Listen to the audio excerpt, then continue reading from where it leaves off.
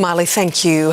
A diphtheria outbreak in the Northern Territory has now spread to Western Australia, South Australia and Queensland, making it the worst outbreak seen in the country for decades. To tell us more, we're joined this afternoon by the Vice President of the Australian Medical Association, Associate Professor Julian Raitt.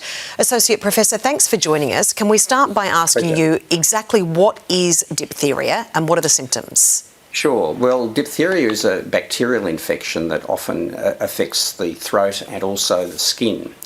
And unfortunately, it can go on to lead to very serious complications, including obstructed breathing and, in other cases, even heart or nerve damage.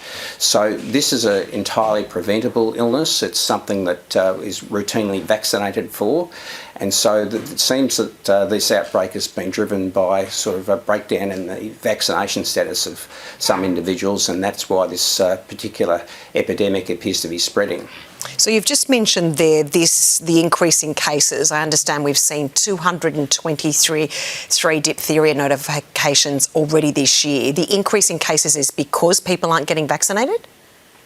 Well, we believe so because obviously, the National Immunisation Program provides immunisation for everybody in childhood and in early adulthood, so that it means that they should be protected from this. And if people are becoming infected, it would imply that their vaccination status is not up to scratch. And as a consequence, we're actually encouraging people to really look at their own vaccination status and see if they might have missed any of their vaccines throughout their childhood or young adulthood, and make sure that they come up to date. And if they're uncertain in any way, we're also encouraging them to go see their GP and have a chat about it, so that they can actually be better informed about what their particular circumstances might be and what boosters they might possibly require.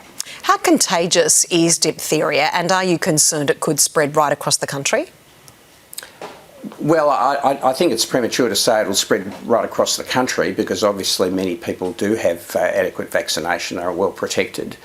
But it would seem that particularly in some remote communities there does seem to be a breakdown in the vaccination program, and that we really need to encourage people to look at their own situation. It is readily transmissible amongst people who are not vaccinated, and so that's why we're really encouraging people to really reconsider their own situation, and if they've got any doubts, talk to their GP about it. While we've got you here this afternoon, can I just ask, we had an earlier story from our correspondent Miley Hogan there about the concerns with the Ebola outbreak, and now the WHO seems to be concerned as well. How concerned are you about the latest developments with Ebola? Well, as someone who's actually worked in Central and East Africa, I know all too well how frequently these particular outbreaks occur. What's worrying about Ebola, of course, is that it's not really a very easily treatable, in fact an untreatable condition. There are some experimental antiviral drugs that might help, but it's also not something that we can vaccinate against. So it's something that can be spread through bodily fluids between particularly close family members and obviously to healthcare workers. And I think that the WHO is now on top of this and trying to contain the outbreak to the DRC and Uganda. From our point of view, I think the health departments moved very quickly to try and obviously look carefully at people that are returning from those areas. As was mentioned in your story, of course, there may actually be travel bans placed on people travelling to those areas too. So I think that there are very strict public health controls that have been put in place now to protect the Australian community, but obviously we need to be very careful that it doesn't actually appear anywhere outside of Africa. Really appreciate your time this afternoon, Associate Professor. Thanks so much. It's my pleasure. Thank you for having me.